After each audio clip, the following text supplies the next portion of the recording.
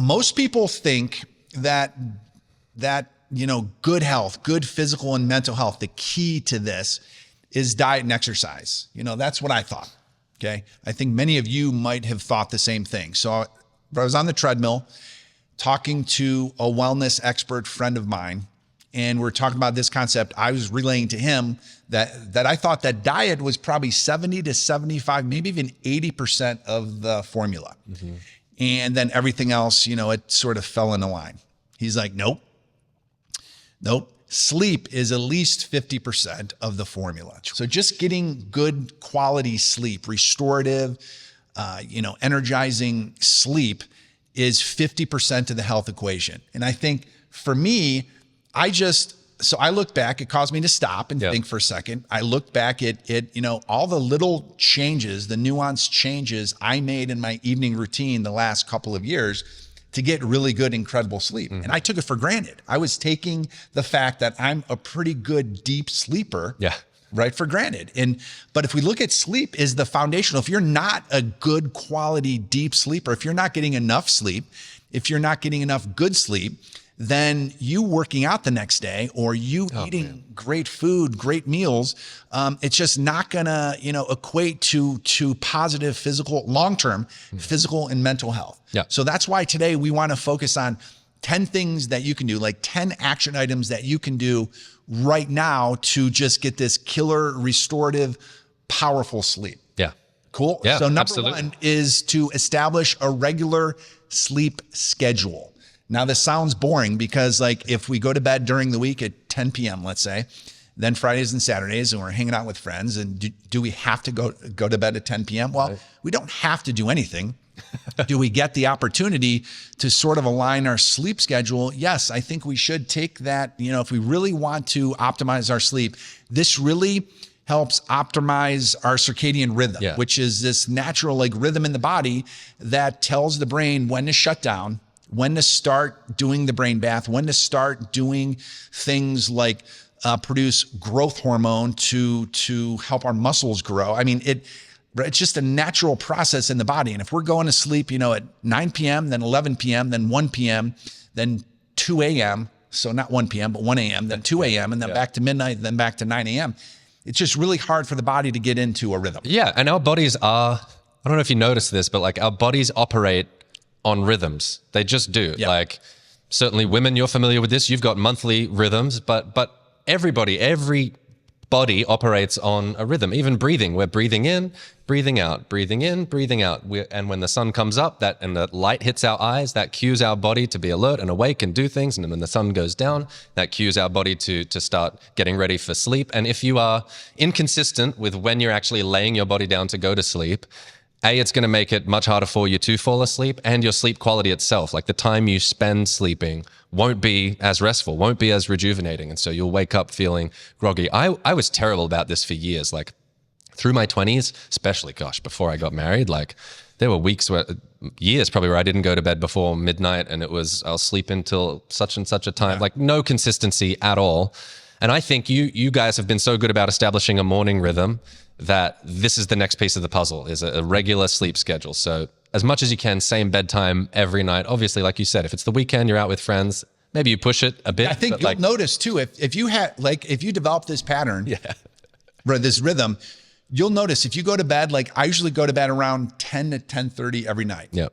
I wake up at slightly before 6 a.m., almost like a rhythm without an alarm clock. That's the thing, yeah. When I go to bed at 1 in the morning, if we are out and we're having fun, some fun or whatever, I think the key here is that I'll still wake up at 6 a.m. Right, man, yeah. I still wake up. Yeah. I literally went to bed 4 to 5 hours earlier, but my clock is balanced, so I wake up at 6 a.m. Yep. So if you're doing it more than once or twice a week, I would say that's a surefire improvement that you can make. If you're doing it one night a week, if you're going to bed a little bit later, or on the weekends a little bit later, if you can optimize your schedule at least 5 to 6 days a week, I think it's good. Yeah, I think so too. Cool. All right, let's go to number 2. 2 would be to have an evening routine. So an evening routine would be something that you can do. Could be take a bath, could be reading a book. And hopefully it's not like an energizing book, thriller, a relaxing book. Exactly. Because you want to essentially get the brain to start, the waves in the brain just to start like relaxing, slowing down a little bit. And you could do some breath work. You could do some relaxation exercises. But I think that's the key is like have a routine. Yeah. Almost like a kind of a ritual. So where the first point was like, be regular about your sleep time. This one is more about like have a ritual, some steps that you go through that cue your body, however subconsciously, that like we're getting ready for sleep. And again, you've been through the challenge enough to have set up a morning routine, and you know how that's transformed your mornings. I think it's only proper that we have an evening routine. It even could be like so 5 minutes of meditation would be a good. Oh yeah. Okay, this would be an awesome time to meditate, and if you're dozing off and going to sleep, then just roll it into bed. Yeah. That's worst Makes thing that sense. could happen. All right, number 3. 3 would be optimize your sleep environment. So Tony's a big one on this. Okay, it's looking at your environment, so your bedroom, and make sure it's dark, make sure it's quiet, make sure it's cool, right? Yeah. I mean, like 65 degrees is what you try to sleep. Yeah, 65. I mean, if it's too hot, you won't sleep well, or on the side of cooler, not hotter. But take a look at your bedroom, your sleep environment, wherever it is, and just think through like we talked about last week in Flow, optimizing our spaces. Is this environment optimized for sleep? We talked about making our spaces focused. So every space should be for one thing. So if you're in the kitchen, it's for cooking. If you're in the bed, it's for sleeping. It's not where you work and watch TV and stimulated and stuff. The bed is for sleeping and rest. And so take a look around your bedroom. Is it super messy and cluttered? Do you have a desk and a computer in there? It's also kind of a hybrid work environment or something. Like, what could you do to make that space? Or a TV. What about a TV? Or TV. I mean, if you have a TV in your bedroom, which many of us do, we've never turned ours on. You have one that you've never turned on? I mean, it's been on one time, but we never watch TV in the bedroom. Yeah. I think if you're getting bad sleep and your ritual is TV in the bedroom, then try no TV in the bedroom. Try turning it off for a month. Yeah. Like watch TV in the living room. Then when you go to bed, your body, like your brain is signaling, okay, it's bedtime. Yeah, this is the place I sleep. Melatonin release. Like it's all these processes that the brain will, initiate automatically if it knows what it's supposed to do. Yeah. Awesome. Cool. Number 4, this is a big, huge one. Limit exposure to blue lights. So we all have these phones. Okay. We have a setting in the phone here in the display and brightness of your iPhone, or I'm sure your Droid or whatever.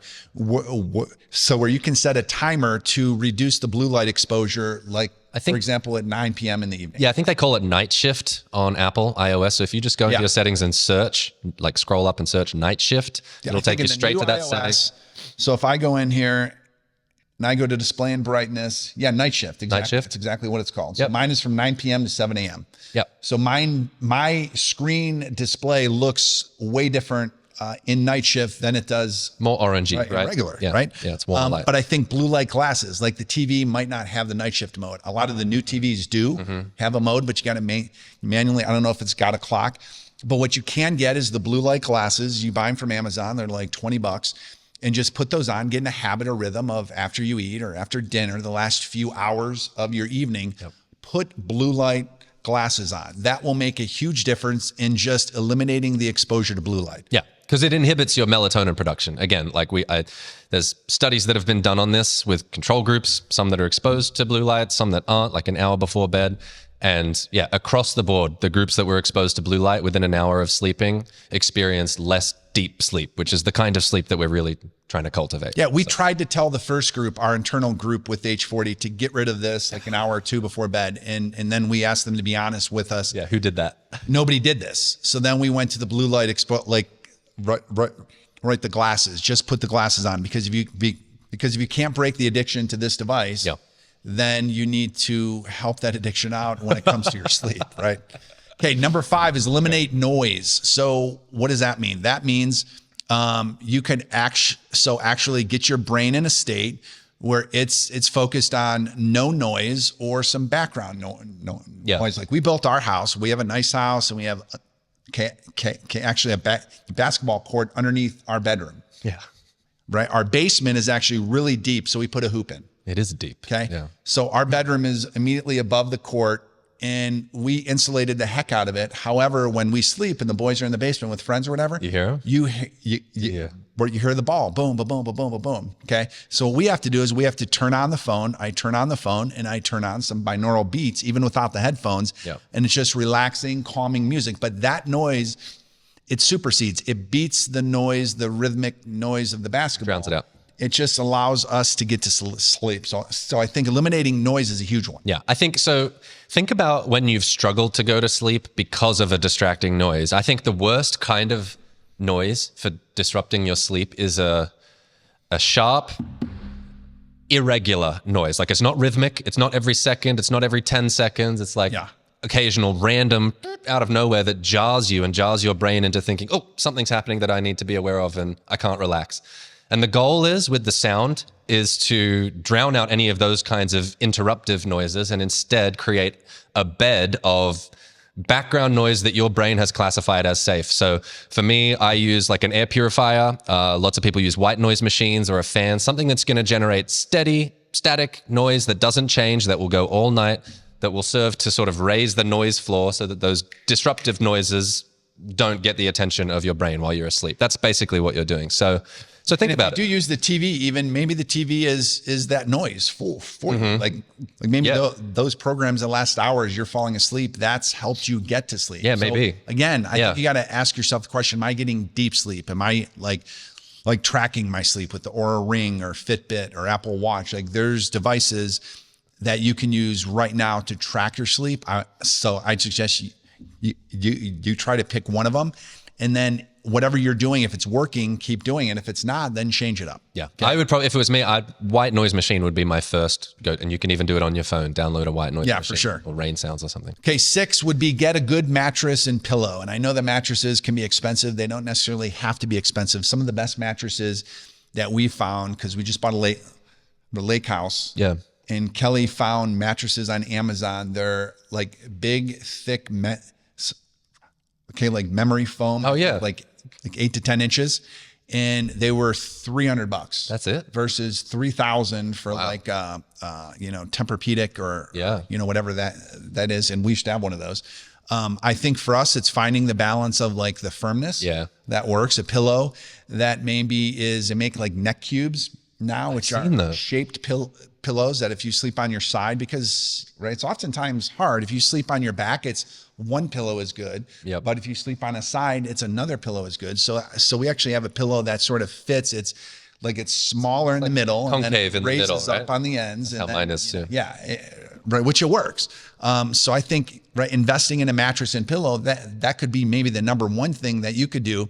If you're not getting good sleep, then you should take a look at the mattress and pillow immediately. Well, I waited way too long to do this, you guys.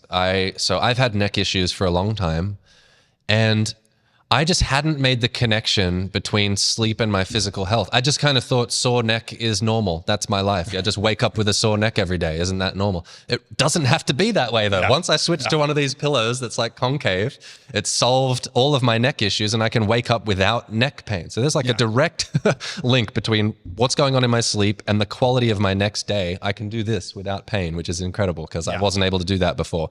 So yeah, if you're someone who wakes up with aches and pains, definitely look mattress and pillow. You might want to. Yeah, so we can actually. So I'll grab the link for these Amazon mattresses and then that pillow, and we'll pop them in the group. Cool, beautiful. So 7 is watch what you eat and drink before bed. Yeah. I've noticed. I used to think that food would help me sleep better if I'm lying in bed and I can't get to sleep. I'd go out in the kitchen and I'd. Oh really? Yeah, I'd eat some ice cream or potato chips or whatever, and then that wouldn't help. Right. But science says that we're actually going to sleep best when the stomach has digested all the food that we ate a few hours earlier. Yeah. So absolutely you want to watch what you eat and drink. Alcohol and caffeine would be 2 killers for good sleep. Yeah. These are 2 things. If you're not getting good sleep, keep track of the caffeine. How soon before you go to bed are you ingesting caffeine or alcohol? If you can eliminate these things or remove them altogether, that's going to be a massive improvement. Even better. Some people are really sensitive to caffeine. I have throughout my whole life, overdone it on caffeine. So I have dulled my sensitivity. But some people, like I know my wife, if she has any caffeine after noon, like 12 p.m., she will have trouble sleeping that night. And you may have a sensitivity as well. So what's your caffeine intake? On the alcohol piece, there's a temptation to think like, but alcohol can make me sleepy when I have a bunch. Surely I sleep great when I've been drinking. No. But the quality of your sleep is not good. So alcohol greatly disrupts the quality of your sleep, even though it might make you drowsy. So yeah, watch what you're eating, watch what you're drinking. Cool. Okay, number 8. So 8 would be supplement. So supplement, you know, some people take melatonin. A melatonin can help you sleep, but it actually can prevent the body from producing it. Like the body becomes dependent. You get too dependent on the supplement. So you need to watch it. I think there's an herb called herbatonin, which has a combination of ingredients that I've tried successfully in the past. I don't use any supplement right now to help me sleep, but I think because I'm in that rhythm. Yeah. But I think supplements can really help you. I guess I take that back. I do use magnesium about an hour before bed, but that's a supplement for overall health. Yep. And that absolutely will relax muscles. Yeah. So if you're using it, take it an hour before bed, not in the morning, not in the afternoon. Take it before bed because it's actually great for your body. It can't produce it. And so most of us need to supplement it, and it's just a relaxer. Yeah. It works. Yep. So definitely worth a try. If you've been, you know, like we talked about in the hack module, not every supplement works for every person and is going to be the magic silver bullet that solves their problems. But if you've been having trouble sleeping, there are supplements that might be worth looking into: herbatonin, melatonin, or teas, chamomile tea, magnesium as well. So supplements. Cool. Number 9. 9 would be try binaural beats or grounding. So these are two concepts that Tony was a big skeptic 6 months ago. I was a big skeptic. Using binaural beats. So binaural beats again is the technical way to do it would be with headphones that have the frequency is so slightly off between the left and right ear. So the brain will have to balance it. And as a result, it gets in a meditative state before sleep. Yep. Okay. So it's really cool. I don't use the headphones because the headphones just like wrap around. I would find it hard to sleep with headphones. Wireless headphones. Yeah. I hate the idea of wireless headphones because of just the radio waves. Yeah. And I don't want cancer in the brain. Sure. But what I do is the phone, it's like 6 feet away from me. You press play on a playlist and you get an hour or two, and you can get this on Apple Music or YouTube or whatever. Yep. And just let it play. It's background. It's that white noise. For me, the binaural beats work better than just nature sounds. If that makes sense. Like waterfall or rain or anything like that, or grounding. So grounding, we actually bought a grounding mat that you put under the sheets. You plug it in the wall, and it's supposed to really help with sleep. We found that that this mat does not work for us. Okay. So we took it off. I mean, we've tried it over the last 3, 4, 5 years. We've tried it like 3, 4 times. Yep. It just doesn't. It's more annoying. What don't you like about it? It just, adds an element of sort of stiffness. So the texture, like the feel of it. The texture is more annoying. It's not like grounding's not hurting you or something. No, grounding is not. No, I'm not feeling like electrocuted or anything like that. But it's more just the feeling of the texture beneath the sheet, because you don't want to put it underneath the mattress. It's not going to do its job. But we have a few team members here at Real Flow who swear by the sheets, by the grounding sheets that they've used, just to reduce inflammation and help improve their sleep. Yeah. So again, it may or may not work. We live in a world of possibilities and probabilities. So again, if you're trying to improve your sleep, this could be worth a shot. Binaural beats and grounding. And then the last one is just to exercise regularly. This shouldn't be news for you because you're in age 40 and you've been exercising for the last few weeks regularly. But I wonder, have you noticed if that's impacted your sleep at all? And we're not saying exercise right before bed. That could be counterproductive, like that amps the body up. No, it is counterproductive. I've actually gone on long walks. Have you? Like immediately before bed. You come back, you cannot sleep. I cannot sleep for a solid hour to hour and a half. Because your body's activated. Like my heart rate is up. It's like my metabolism is on still. We want to sort of let the body turn the metabolism off. Like let everything just slow down. And if you exercise, if you're one of those people who think your natural clock is exercising best in the evening, I'd say you're crazy maybe, but number 2, exercise, at least a few hours before bed for sure. I love to exercise in the morning, and I notice if I go to the gym in the morning and I get a good exercise in, then my sleep that night, it's just much easier. It will be better. Yeah. Right. It's almost a combination of all these things. It is. The 10 ideas. So if you combine like 6 of these 10 or 5 of these 10, again, it's all dependent on like, are you getting good sleep right now? If you are, then what you're doing is working. But if you're not, you need to mix it up. Like the definition of insanity, right? Yeah. It's doing the same thing over and over again, expecting a different result. And I know there's multiple definitions of insanity, but that's one of them that we hear a lot. Popular one. Yeah.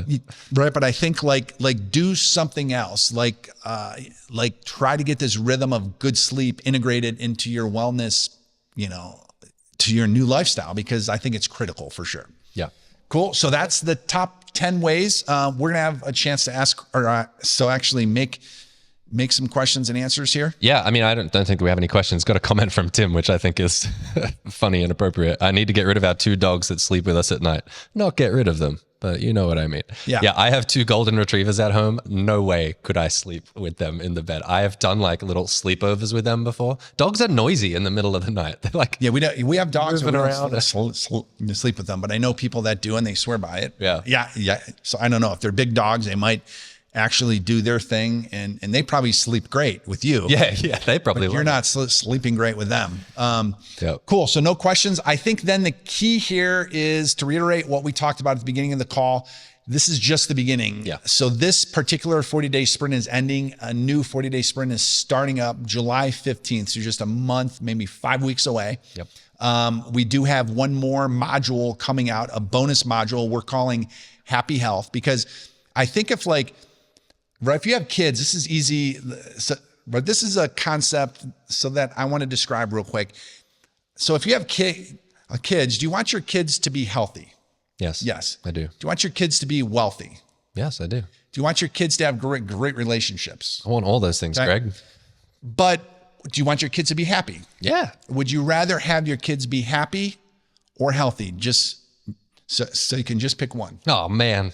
Yeah, I'd pick happy. Yeah, I think so. Pick happy. Would you rather have your kids be happy or wealthy? I'd rather have them be happy. Yeah. So I think looking at our lives like this, like health, like happy health for you may not be what you think it is. And I think that this module will help bring to life what is happy health for you as a human being and help you get it through age 40. I think that's the key. I look at happy wealth.